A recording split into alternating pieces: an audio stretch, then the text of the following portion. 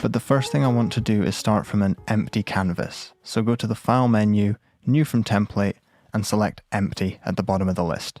You can open the channel rack with this button here. I'd like to start by programming drums, and the channel rack is where we're going to hold all of our samples and instruments for the project. To get good samples, I'm going to go to the browser on the left-hand side of the screen, and there are hundreds of samples in here. You can spend days searching for samples. Just left-click to audition them. Let's take a listen.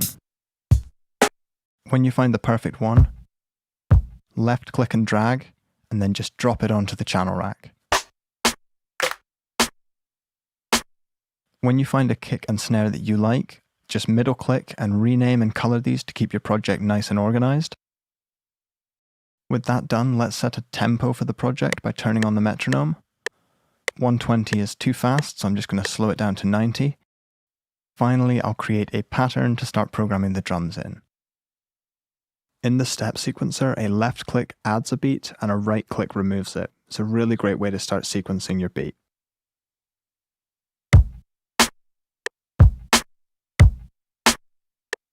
That's sounding good, but it's not finished yet. I'm going back to the browser to find a hi-hat. It can take a while to find a perfect sample, but that one sounds okay. There's loads of ways to program hats. You can left-click and drag to add in steps, but I'm going to show you a neat trick. Right-click, fill each 2 steps.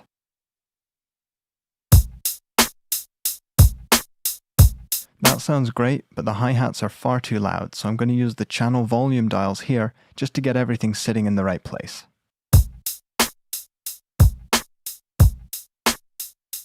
This is a quick and easy way to program a beat, but if you want more control, you can select a channel and open the graph editor, where you can change the pitch, the velocity, and many other parameters. I'm going to go to the velocity and make every second hi-hat a little bit more quiet to try and humanize the groove.